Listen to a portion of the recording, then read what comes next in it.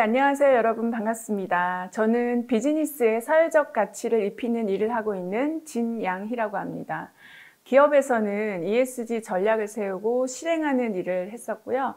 최근에는 투자, 진단, 컨설팅과 같은 이런 사회적 가치를 확산하는 쪽에 일을 하고 있습니다.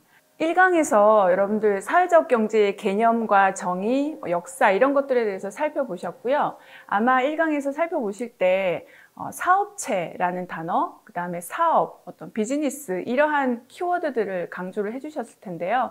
이번 시간에는 사회적 경제의 주체가 되는 사업체, 즉 사회적 경제 조직의 형태, 그리고 비즈니스에 대해서 함께 좀 알아볼까 합니다. 사회적 경제를 얘기를 하면 우리가 보통 복지의 다른 이름 아니냐, 또는 정부의 세금만으로 운영되는 것 아니냐, 이러한 그 오해들을 많이 하고 계신데요. 이러한 그 오해들을 좀 바르게 인식을 하고 바람직한 사회적 경제 기업의 모습은 어떠해야 하는지 함께 살펴보도록 하겠습니다. 자, 먼저 사회적 경제 발달 과정을 좀 간략하게 살펴보시면 크게 세 가지로 좀 구분해 볼 수 있는데요. 18세기 산업혁명이 일어나면서 노동환경이나 이런 분배 관련된 사회 문제가 등장을 하면서 노동자들이 스스로를 보호하기 위해서 함께 연대하고 대응하는 과정에서 사회적 경제가 생겨났죠. 로치델 협동조합이 바로 그 시초이고요. 노동자와 상인들의 다양한 상호구조, 활동들이 사회적 경제의 시초라고 할 수 있습니다. 자, 70년대 넘어서서 오일 쇼크 때 전 세계가 경제 위기를 맞이하게 되면서 국가 재정도 어려워져서 사회보장 제도는 점점 축소되고 또는 민영화되고는 했는데요. 이러한 과정에서 교육이라든지 보건, 환경, 의료, 안전 이러한 사회 서비스들이 국가와 시민이 함께 해결해야 된다라는 이런 문제를 함께 우리가 인식을 하게 됩니다. 그러던 중에 2007년에 서브프라임 모기지 사태로 인해서 세계 금융 위기가 발생을 했는데요. 많은 나라들이 그 실업자들을 생기게끔 하는 구조조정이 그때 일어났었죠. 근데 이제 경제 혼란이 이렇게 심각한 상황에서도 협동조합의 경우에는 협동조합의 특성상 그 대규모 자본에 대한 의존성이 좀 상대적으로 약하다 보니까 경제 위기 속에서도 안정적으로 일자리를 유지를 할 수가 있었습니다. 이때 이러한 극복 능력을 가진 사회적 경제 조직에 대한 관심이 높아지게 된 것이죠. 짤막하게 살펴봤지만 우리가 경제가 성장하고 발전하는 과정에서 우리가 전혀 예상하지 못했던 사회 문제 또는 지금까지 없었던 위기들을 마주하게 되었는데요. 그때마다 이런 사회적 문제와 위기들에 대한 일종의 대응책으로서 사회적 경제가 주목받게 됐다. 이렇게 보시면 될 것 같습니다. 자, 자본주의 시장에서 우리가 체감하는 사회 문제는 그럼 어떤 것이 있을까요? 보시는 것처럼 부가 편중이 되고 또 그로 인해서 생기는 다양한 불평등, 이와 관련된 다방면의 문제들이 있습니다. 자, 그럼 이런 문제는 누구의 책임일까요? 기업을 운영하고 산업을 일구는 과정에서 우리의 자연 환경을 황폐하게 만들고 또는 한정된 그 리소스들을 많이 활용했던 이런 어떤 자본과 기업의 책임일까요? 아니면 제대로 관리 감독하지 못한 정부나 국가의 책임일까요? 어느 한쪽이라고 이야기할 수 없겠죠. 그래서 지금 우리가 경험하고 있는 이런 다양한 사회 문제는 매우 복합적인데 정부만의 문제 또는 시장만의 문제가 아닙니다. 이러한 인식들을 가지고 있으면서 사회적 경제는 이런 시장 경제의 여러 한계를 민간 시장 모델의 방식으로 보완해보고 또 극복해보고자 하는 시도라고 봤을 때 비즈니스를 통해서 사업을 통해서 사회 문제를 해결해 보려는 주체가 바로 사회적 경제 기업인 것입니다. 그래서 우리는 사회적 경제 기업의 어떤 비즈니스에 대해서 좀 구체적으로 살펴볼 텐데 한 가지 좀 비교를 해볼 부분이 있습니다. 사회 문제에 관심을 두고 사회적 가치를 창출하고 있는 그 공익적 활동을 하는 비영리 조직이 있죠. 비영리 조직과 사회적 경제 조직은 매우 유사한 점이 있지만 두 조직의 이런 형태에서 한번 좀 살펴보게 되면 두 조직의 목표, 그 다음에 그 재원의 그 조달 방식, 운영 방식, 시장에서의 경영, 이후에 이윤을 사용하는 부분, 이러한 다양한 부분이 있다고 했을 때 차이점이 있습니다. 사회적 기업은 비영리 조직과 달리 시장 경쟁에서 일반 기업들과 경쟁을 하게 되면서 시장 경쟁에서 위험을 감수해야 된다는 특징이 있고요. 그리고 재원을 조달하는 방식에서도 기부의 방식이 아니라 개인과 기업이 출자하는 형식으로 운영이 되기 때문에 여기서 비영리 조직과 좀 큰 차이가 있다고 할 수 있겠습니다.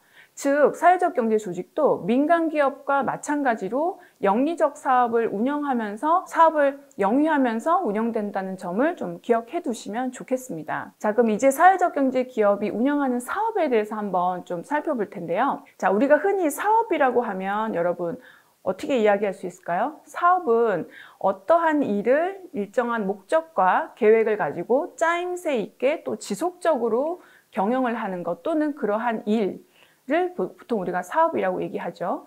사업 모델은 비즈니스, 즉 사업의 핵심 요소인 대상 고객, 상품, 무엇을 팔 것인지, 그 다음에 실제로 돈이 어떻게 벌리는지, 수익 모델, 이런 것들에 대한 구체적인 내용이 담긴 일종의 체계, 프레임이라고 보시면 되고요. 돈을 버는 메커니즘입니다. 즉, 사회적 기업도 경제적 가치도 추구하고 사회적 가치를 동시에 추구하는 기업인 만큼 영리기업처럼 영리기업과 마찬가지로 고객에게 어떤 가치를 제안을 하고 창출한 후에 이를 고객에게 전달하는 경제적 조직이라고 할 수 있습니다. 사회적 기업이 지속적으로 성과를 만들기 위해서는 어떻게 운영할 것인지에 대한 비즈니스 모델이 필요하게 되는 것이죠. 사회적 경제 조직의 사업 목적은 우리가 흔히 알고 있는 이런 사회 서비스에 좀 많이 포커스를 맞추고 있습니다. 문화적인 부분, 환경적인 것, 주거, 교육, 보건의료, 복지, 고용 이러한 측면에서 제공이 되는데 4가지의 특성으로 좀 살펴볼 수 있습니다. 일단 지속 가능한 일자리가 좀 제공이 돼야 되고요. 그리고 지역사회 활성화에 대한 롤이 있습니다. 그리고 사회 서비스를 확충하게 되는 그런 역할도 하고 있고요. 윤리적 시장을 확산하는 기능들도 가지고 있습니다. 사회적 경제 기업이 이러한 사업 목적을 좀 넓은 범위에서 포괄적으로 가지고 있는데 사회적 경제 조직에 대해 하고 있는 사업 모델에 대한 연구자들의 어떤 이야기들을 한번 살펴볼 텐데요. 알터라는 학자는 사회적 기업의 운영 모델을 최초로 유형화한 연구자인데요. 운영 측면에서, 즉 이제 조직이 어떻게 운영되는지 하는 측면에서 경제적 목표, 사회적 목표, 또 시장의 역동성, 그 다음에 고객의 니즈, 어떤 능력, 법적인 환경 이러한 것들을 기준으로 해서 사회적 기업의 비즈니스 모델을 9가지로 분류를 하고 있습니다. 하나하나 살펴보면요. 기업가 지원 모델인데요. 기업가 지원 모델은 개인 자영업자들이나 소규모 기업을 대상으로 해서 사업을 지원하거나 또는 재정 서비스를 판매하는 형태의 모델이고요. 시장 중개 모델은 개인이나 기업이 시장에 좀 쉽게 접근할 수 있도록 서비스를 제공하는 건데 농업이라든지 임업과 같은 이런 협동조합에서 좀 많이 살펴볼 수 있습니다. 고용 모델은 노숙인이라든지 장애인, 비행청소년과 같이 이런 고용 취약계층들에게 고용 기회와 직업 훈련을 제공하는 모델이고요. 서비스 이용료 모델은 사회 서비스를 상품화하고 이를 개인이나 기업이나 지역사회와 같은 이용료 지불자 집단에게 직접적으로 서비스를 판매하는 것을 말합니다. 저소득층 시장 모델은 서비스 이용료 모델과 좀 유사하긴 한데요. 특정 집단에게 이런 저소득층이겠죠. 이러한 집단에게 건강, 교육, 보건과 같은 제품이나 서비스들을 제공하는 걸 말합니다. 자, 협동조합은 우리 많이 알고 있죠. 시장 정보라든지 어떤 기술 지원, 그 다음에 판매라든지 구매라든지 이러한 사업을 영위하는 과정에 있어서 조합원들에게 좀 직접적으로 이익을 주는 모델, 이게 협동조합 모델이고요. 마지막으로 조직 지원 모델로 이렇게 구분을 했는데 이 알터가 분류한 9개의 운영 모델은 엄밀히 말하자면 영리기업의 비즈니스 모델과는 조금 다른 개념이고요. 다양한 형태로 운영되고 있는 사회적 기업의 운영 형태를 분류해 놓은 것이다 라고 좀 볼 수 있을 것 같습니다. 비즈니스 모델은 어떤 사업을 영위하는 기업이나 조직이 지속적으로, 즉 지속 가능하게 성과 창출을 할 수 있는 구체적인 방법, 그런 구성 요소를 좀 설명할 수 있어야 되는데 그래서 이 9개의 운영 모델은 사실 비즈니스 모델이라기보다는 운영 모델로 보시는 게 더 정확할 것 같습니다. 또 다른 학자가 사회적 기업에 대한 운영 모델을 이렇게 좀 정의를 했습니다. 리라는 학자가요. 사회적 기업의 비즈니스 모델이란 사회적 사명을 중심으로 가치를 창출을 지원하고 또 경쟁 우위를 유지하기 위한 전략을 수립하기 위해 논리적으로 일관된 행동을 개발하기 위한 의사결정체다.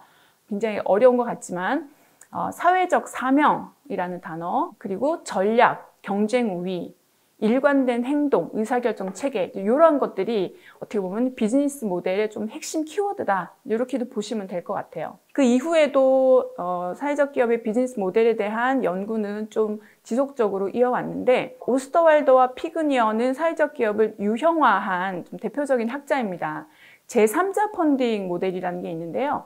제3자 펀딩 모델은 교육이나 그다음 요양 이러한 서비스를 제공을 할 때 수혜자가 비용을 지불하지 않고 제3자가 비용을 대신해서 지불하는 구조를 말하고요. 대표적으로 그 기부나 정부 보조금으로 운영되는 형식의 어떤 기업이 해당이 되겠죠. 그리고 트리플 바텀라인 모델은 보통 우리가 이제 기업의 실적을 측정하는 방식의 순이익을 나타내는 경제 지표 외에 환경 지속성이라든지 사회적 책임, 이 두 가지를 더해서 우리가 트리플 바텀라인이라는 개념을 사용을 하고 있는데요. 이 영리기업의 비즈니스 모델에 트리플 바텀라인을 좀 접목을 해서 비즈니스 모델의 사회환경적 비용과 사회환경적 혜택, 이 두 가지를 포함한 모델이다. 이렇게 이해하시면 되겠습니다. 또 어떤 학자인 미첼리니와 피오렌티노 같은 경우는 두 가지로 구분을 했습니다. 사회적 기업이 가지는 사업의 성격에 따라서 사회적 서비스와 포용적 서비스로 구분을 하고 있는데, 다음 장에서 한번 상세히 살펴보도록 하겠습니다.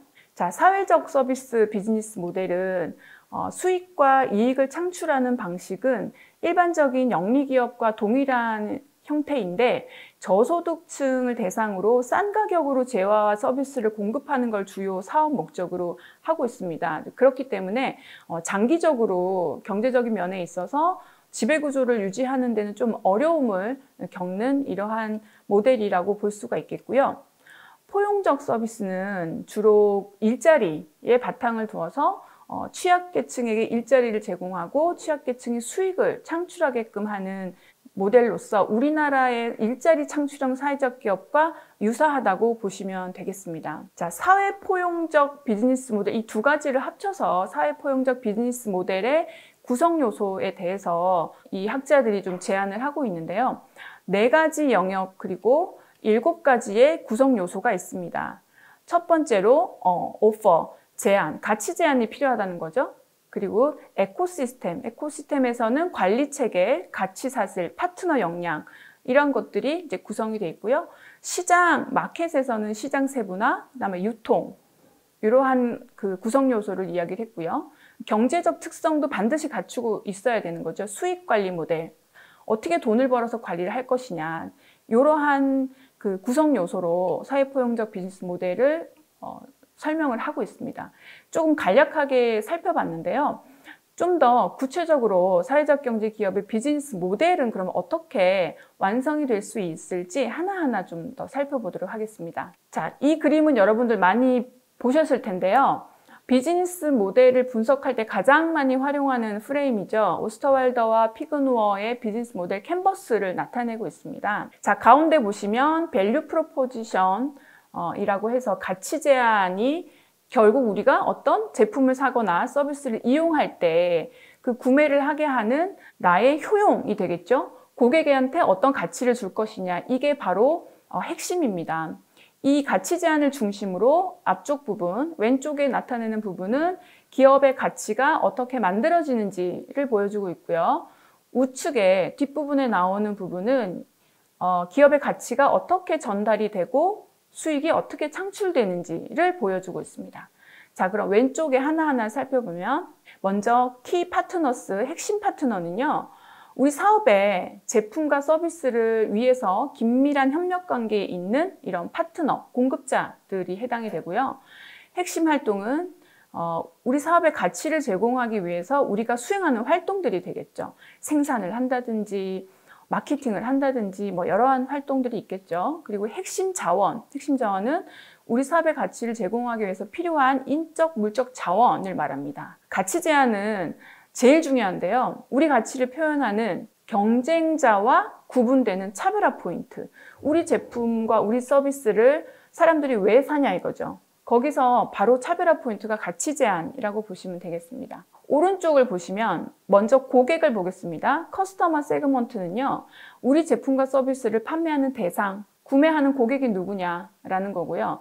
고객 관계는 우리 제품과 서비스를 고객이 계속 사용하게 하는 그런 요소, 그게 바로 고객 관계입니다. 자, 채널은 여기 보시면 그림에는 이제 그 트럭이 보이고 있는데 우리 제품과 서비스를 고객이 만날 때까지, 고객이 만나는 접점까지 어떻게 흘러가게 할 거냐. 물류도 포함이 될 수가 있고요. 우리 제품을 실제로 판매하는 이런 오프라인 매장도 해당이 되겠죠. 이러한 채널도 중요한 요소입니다. 자, 하단에 보시면 코스트 스트럭처, 비용 구조라고 되어 있는데 우리 사업 모델을 실행하기 위해서 주로 사용되는 비용이 무엇이냐 이걸 나타내고 있고요. 우측의 수익 흐름은요, 우리 비즈니스를 통해서 발생하는 수익이 어떤지를 나타내고 있죠. 자, 이 그림은요, 일반적인 영리기업에서 사용하고 있는 비즈니스 모델 캔버스입니다. 그러다 보니 사회적 경제 조직의 특성은 전혀 반영되어 있지 않은 걸 볼 수 있는데요. 여기에 사회적 경제 조직의 특성, 즉 경제적 가치뿐만 아니라 사회적 가치도 추구하는 사회적 경제 조직의 특성을 반영해서 다양한 이런 새로운 비즈니스 모델에 대한 연구 또는 탐색, 이러한 활동들이 전 세계적으로 많이 이루어지고 있었습니다. 자, 사회적 가치를 지향하는 새로운 모델 첫 번째로 소개해 드릴 건요, 유럽연합에서 제안을 했던 마이 소셜 비즈니스 모델이라는 것인데요. 그림에서 보시면 일반적인 영리기업의 비즈니스 모델 캔버스에 두 가지가 더 추가가 되어 있습니다. 소셜 앤 인바이러먼털 코스트와 소셜 앤 인바이러먼털 베네핏, 즉 사회환경적으로 소요되는 비용이 무엇인지 또는 사회환경적으로 누리게 되는 혜택이 무엇인지 이 두 가지를 구체적으로 명시하게 하면서 비즈니스 모델의 구성 요소를 좀 살펴보게 했고요. 다음은 더 소셜 비즈니스 모델 캔버스라고 하는 건데요. 요거는 스탠퍼드 경영대학원에서 사용하고 있는 모델을 일부 수정해서 지금 그림에서 보여주고 있습니다. 자, 매크로 이코노믹 인버런먼터와 컴페터티를 추가를 해서 우리가 추구하는 이런 사회적 가치가 막연한 또는 이런 좀 추상적인 미래 가치가 아니라 구체적으로 우리가 타깃으로 삼고 있는 지역 또는 어떤 사회적 이슈, 이런 것들을 구체적으로 명시를 해서 일어날 수 있는 발생 가능한 경제적, 사회적, 기술적인 변화들을 기술할 수 있도록 설계가 되어 있다. 이렇게 좀 보시면 될 것 같습니다. 세 번째 소개드릴 거는 소셜 린 캔버스라고 하는 툴인데요. 요거는 이제 명확하게 기업의 목적을 정의하는 것에서부터 좀 출발을 합니다. 사회적 경제 조직은 대부분 어떤 사회 문제를 해결하거나 사회 문제에 좀 긍정적인 변화를 주기 위해서 운영되는 기업이라고 볼 수 있는데 명확하게 기업의 목적을 정의하는 것에서부터 시작을 합니다. 툴에서 보시는 것처럼 단순히 어떤 수익의 흐름이 아니라 경제적으로 지속 가능한지, 경제적으로 지속 가능성이 얼마나 되는지 이러한 부분을 염두에 두고 있고요. 향후에 사회환경적 영향이 어떻게 미칠 것인지를 구체적으로 볼 수 있게끔 설계가 되어 있습니다. 자, 지금까지 사회적 경제 조직의 비즈니스 모델 캔버스의 사례를 간략하게 몇 가지 살펴봤는데요. 일반적인 영리기업의 비즈니스 모델 캔버스에 한 가지, 두 가지 블록을 추가해서 한 장으로 보여주다 보니까 사회적 경제 조직이 추구하는 환경적 가치, 사회적 가치 이러한 것들을 조금 구체적으로 설명하기에는 좀 부족하게 느껴질 수 있을 겁니다. 그래서 조이스와 패퀸이라는 학자가 지속 가능성이라는 거를 좀 염두에 두고 사회적 경제 조직이 경제적 가치와 사회적 가치 두 가지를 좀 더 지속 가능하게 추구할 수 있도록 트리플 바텀 라인이라고 하는 그런 이론을 기본으로 삼아서 새로운 비즈니스 모델을 고안을 했습니다. 즉, 사회적 경제 조직이 하고 있는 사업이 지속 가능한 BM으로 비즈니스 모델로 정착하면서 기존 시장과 기존 사회를 혁신을 하려면 지속 가능성의 요인이 되는 세 가지, 즉 경제적 번영, 환경의 질, 사회적 정의, 이 세 가지를 바탕으로 해서 이 세 가지의 가치를 모두 창출하고 또 이것을 통합할 수 있는 새로운 형태의 비즈니스 모델이 필요하다라고 본 것이죠. 그래서 이것을 지속 가능한 비즈니스 모델 캔버스 TLMC라고 이제 약자로 우리가 부르고 있는데요. TLMC에는 이 세 가지의 레이어가 있습니다. 첫 번째는 이코노믹 레이어, 두 번째는 인바이러먼털 레이어, 세 번째는 소셜 레이어. 비즈니스 모델 캔버스가 하나가 아니라 세 가지가 있다는 거죠. 하나하나 살펴보겠습니다. 이코노믹 레이어는요, 영리기업의 비즈니스 모델 캔버스와 동일합니다. 우리 사업에 관련되어 있는 파트너, 공급자들은 긴밀한 협력 관계에 있는 파트너들은 누구냐, 그리고 우리가 실제로 수행하게 되는 활동은 무엇이냐, 우리가 고객에게 제안하는 밸류는 무엇인지, 우리 제품이나 서비스를 생산해내는데 필요한 리소스는 무엇인지, 고객 관계는 어떤지, 고객은 누구인지, 채널은 무엇인지, 비용은 어떻게 되는지, 수익은 어떻게 흘러가는지, 이런 것들이 이코노믹 레이어에 해당이 되겠고요. 새롭게 고안된 인바이러먼털 레이어는 이렇게 지금 구성이 되어 있습니다. 자, 환경적 비즈니스 모델 캔버스는 환경 영향에 대한 라이프 사이클 관점에서 구축이 됐는데요. 제품의 수명주기 모든 단계에서 이런 제품이나 서비스들이 주고받는 환경 영향을 측정하는 기법이 있는데요. LCA라고 합니다. 이 LCA 기법이 접목이 되면서 이 각각의 영역에서 측정을 할 수가 있습니다. 자, 하나하나 살펴보면요. Supply and Outsourcing, 어떤 공급과 아웃소싱 하는 관점에서 환경 영향은 없는지, 또는 Production, 제품을 생산하고 제조하는 과정에서는 환경 영향이 어떠한지, Material, 사용하는 원자재는 어떤지, Function Value, 요거는 어떻게 보면 우리가 고객에게 줄 수 있는 환경적 가치, 어떤 기능적인 환경 가치라고 보시면 되겠고요. End of Life, 실제로 이 전체적인 라이프의 수명주기 종료 시에는 어떠한 환경을 주는지, 또는 디스트리뷰션, 어떤 우리 그 지역사회에 끼치는 영향은 어떠한지, 그 다음에 유저 페이스, 사용자들에게는 어떤 환경 영향을 주는지, 이러한 것들을 전체적인 제품 수명주기 관점에서 LCA를 바라보게 됩니다. LCA는 다양한 유형의 지표를 가지고 우리가 측정을 할 수가 있는데요. 이산화탄소 배출량이라든지 생태계의 질, 또 사람의 건강, 그 자원의 고갈, 그다음에 물은 얼마나 사용하는지, 그러한 항목들을 가지고 제품의 수명 주기에서 이러한 다양한 항목을 가지고 환경적 영향을 평가를 할 수가 있습니다. 즉, LCA와 비즈니스 혁신을 결합을 하면 전통적인 비즈니스 혁신과 비교를 해서 좀 더 향상된 환경 특성을 가지고 있는 경쟁력 있는 제품과 서비스가 나올 수가 있습니다.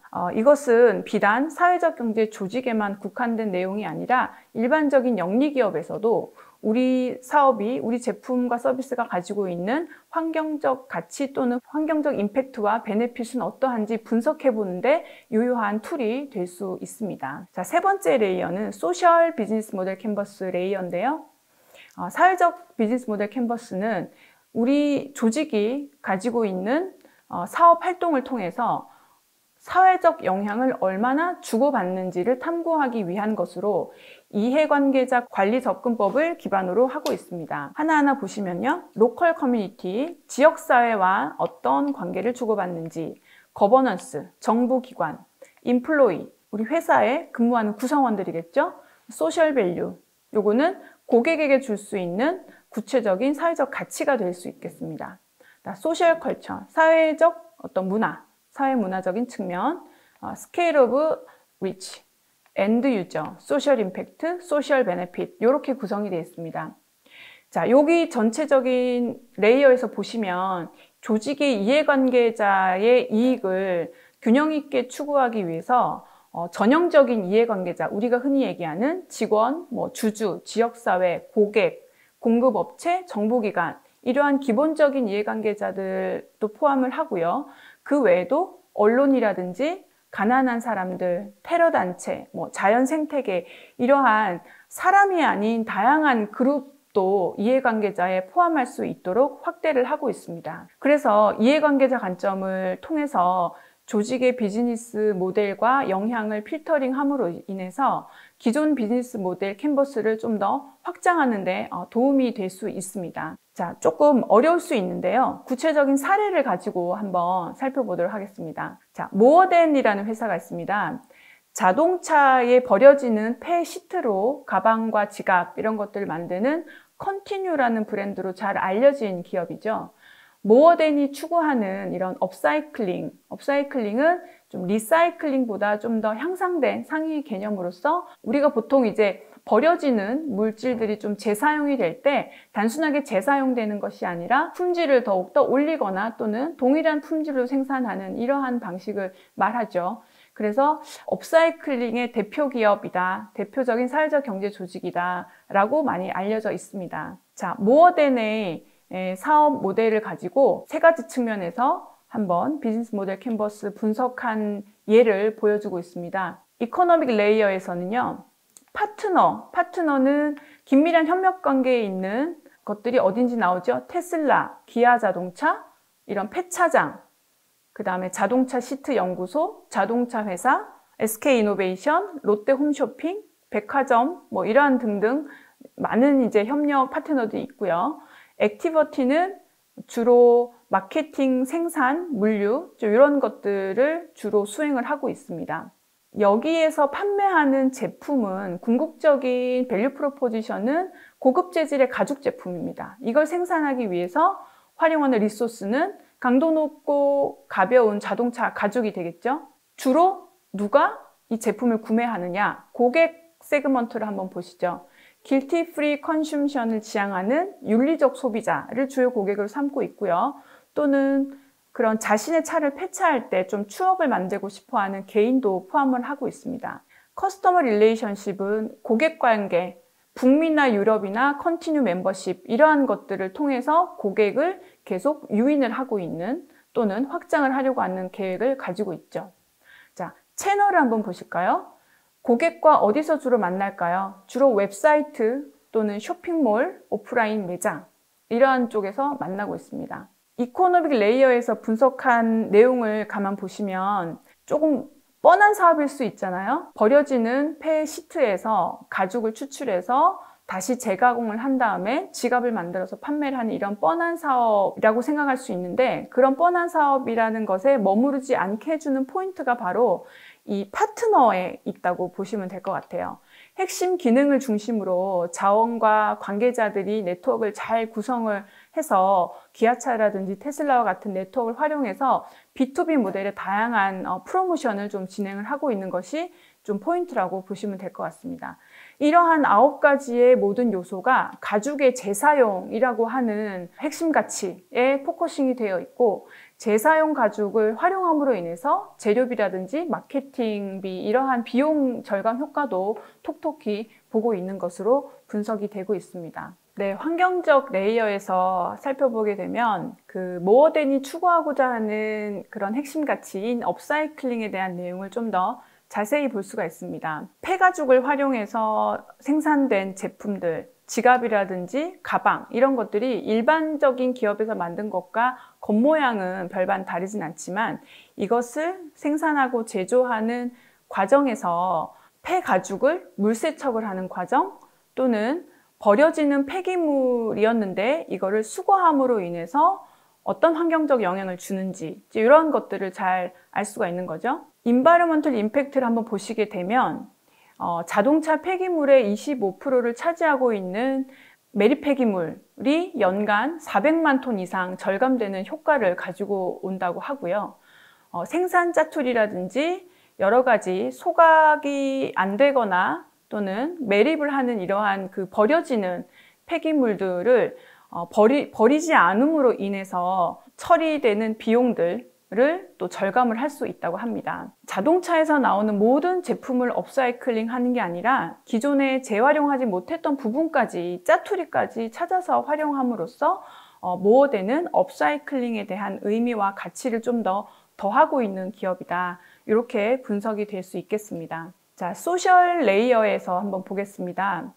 사회적 비즈니스 모델 캔버스에서 한번 살펴보게 되면 최종 사용자가 느끼는 그런 윤리적인 소비의식, 이게 가장 크다고 볼 수가 있겠고요. 사회적으로는 그 애니멀 프리에 대한 캠페인 효과와 또 착한 기업에 대한 이미지를 구축하는 효과를 가지고 있다고 할 수 있겠습니다.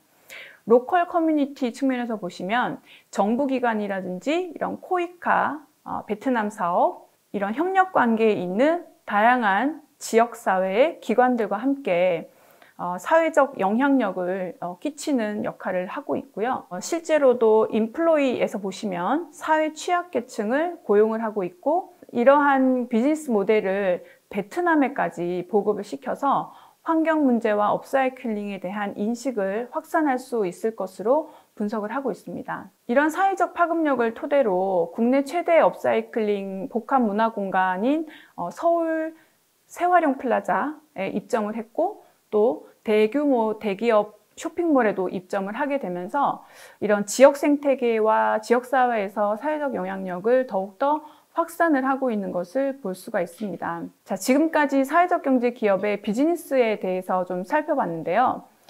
결국 우리가 사회적 경제 조직이 어떤 사업을 하기 위해서는 우리는 어떠한 사회적 문제에 초점을 맞추고 있는지, 또 조직이 영위하는 사업 모델을 지속 가능하게 유지하기 위해서는 어떠한 비즈니스 모델 캔버스의 구성 요소들을 만족을 시키고 있는지, 어떻게 분석하고 있는지, 이런 것들을 한번 짚어보면서 사회적 경제 기업이 단순히 세금으로 운영되는 고용 취약계층을 고용하는 일자리를 만드는 그러한 기업이 아니라 정말로 건강한 경제적 조직으로서 사회적 가치를 확산하는 역할을 할 수 있도록 우리가 한번 다 같이 체크해 보면 좋을 것 같습니다.